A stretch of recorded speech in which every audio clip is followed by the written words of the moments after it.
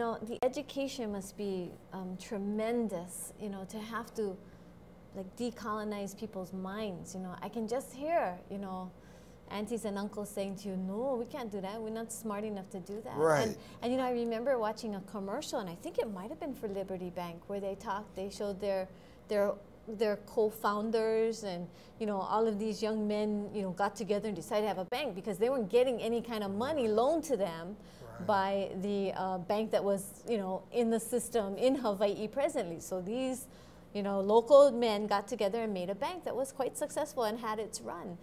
Why is that such a foreign idea? That's an excellent idea.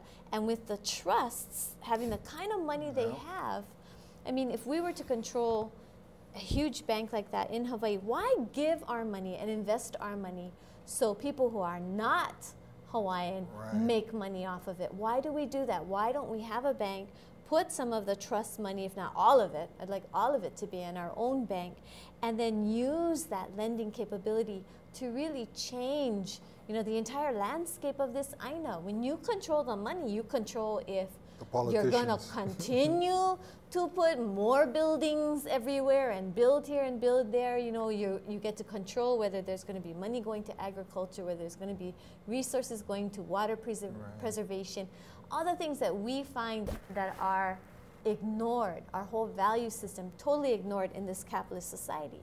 So I'm thinking this is an excellent idea, and I'm sure that the traditional bankers are very much afraid of it.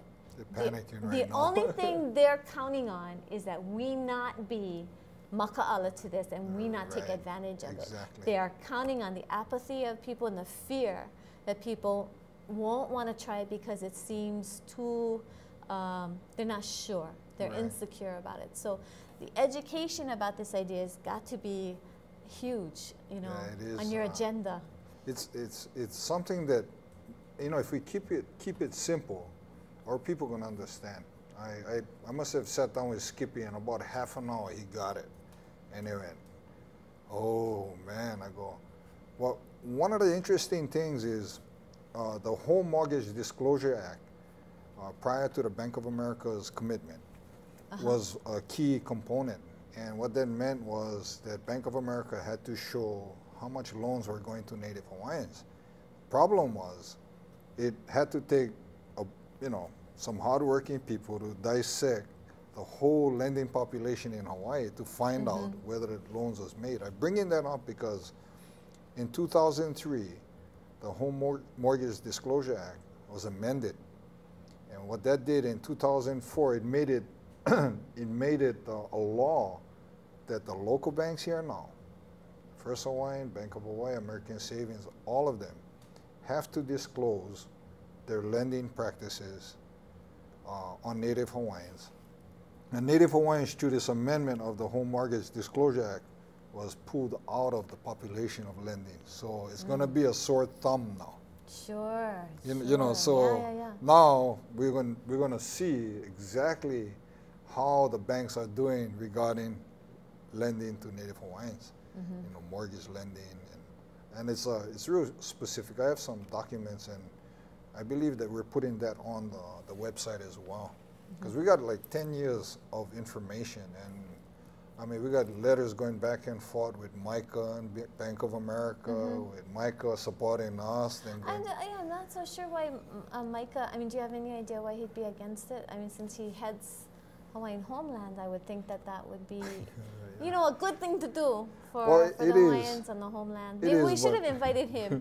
You know, just to let the public know, I tried to invite, you know, various bankers. I won't say their names. Everybody didn't want to come on this show. And then I tried to invite a few professors at the University of Hawaii who have a banking expertise, but when they heard the topic, they were like, oh yeah, no, I'm busy right now. And I didn't understand that. I guess the fear of bringing some validity to this whole idea of Native Hawaiian banking, maybe that's it. I mean, you know, maybe they really were all busy, so we give you the benefit of the doubt. But that was kind of interesting. Alone, just trying to find, you know, somebody to, you know, just to give another perspective. Hey, what do you think? And maybe Micah would be an excellent person because he must have some kind of ike, some kind of knowledge of why he won't want to support this, I would think. Well, I Has he think expressed it? I think it's kind of like doctors and medication. You know, you get an alternative health and wellness practitioner says, you know, the medication is kind of like that right now. So in this case, he was listening to the bankers and not the concerned members of the Hawaiian community, which was us. And what would you think the bankers are telling him? Well, you know, one thing I know for sure, and this is a saying that goes way back to the Rothschilds.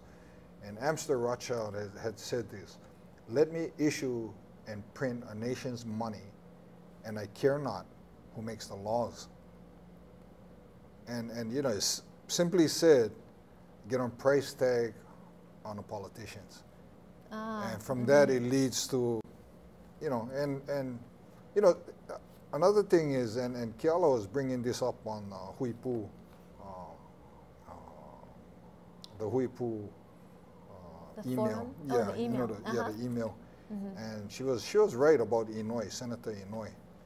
And, you know, it wasn't, you know, we should be putting pressure on Inouye. Well, Senator Inouye, especially him, was very, very in favor of what was going on with the Indian mismanagement, trust mismanagement funds.